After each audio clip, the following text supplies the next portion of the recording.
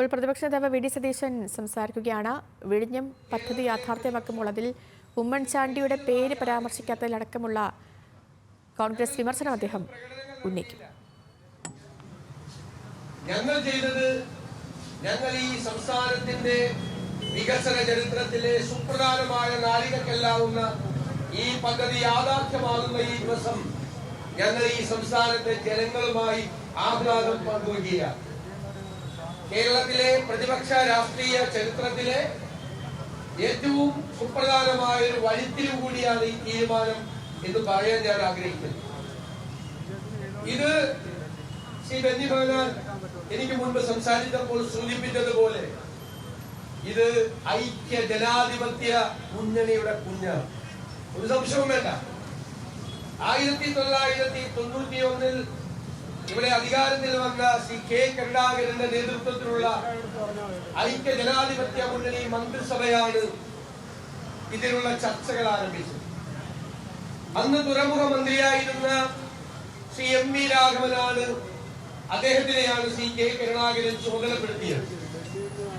അന്നാണ് എങ്ങനെയായിരിക്കണം വിഴിഞ്ഞം തുറമുഖം എന്നതിന്റെ ഡിസൈനും അതിന്റെ എഞ്ചിനീയറിംഗും അന്ന് പൂർത്തിയാക്കി. പിന്നീട് മാറി മാറി വന്ന പല ഗവൺമെന്റുകളും അതിനുവേണ്ടി ശ്രമിച്ചെങ്കിലും അത് മുന്നോട്ട് പോകാൻ പോയില്ല.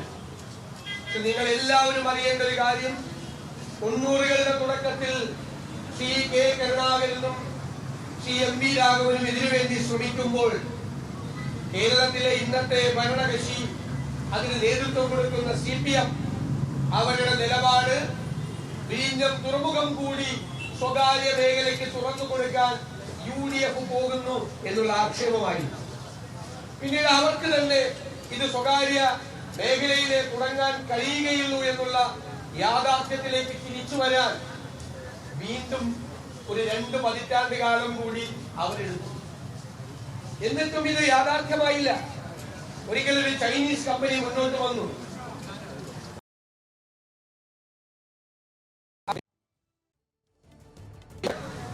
അത് വേണ്ട എന്ന് തീരുമാനിച്ചു. അന്ന് കേന്ദ്ര ഗവൺമെന്റിനെ കുറ്റപ്പെടുത്തി, UPA ഗവൺമെന്റിനെ കുറ്റപ്പെടുത്തിയെന്ന്. എന്തുകൊണ്ടാണ് ഇത് വേണ്ട എന്ന് പറഞ്ഞത്?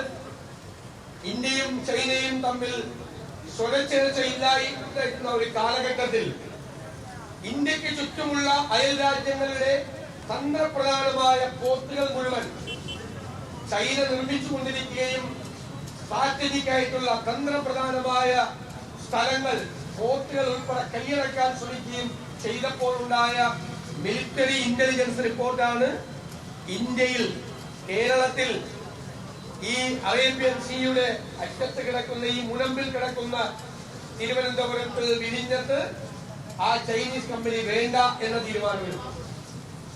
ആ തീരുമാനം അന്ന് പോലും അത് യാഥാർത്ഥ്യമാകുന്ന രീതിയിലല്ല അത് ഷേപ്പ് ചെയ്തിരുന്നു.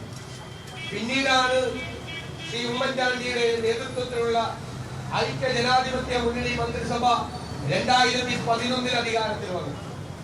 അന്ന് ഇതിനു വേണ്ടിയിട്ടുള്ള ശ്രമങ്ങൾ ആരംഭിച്ചു.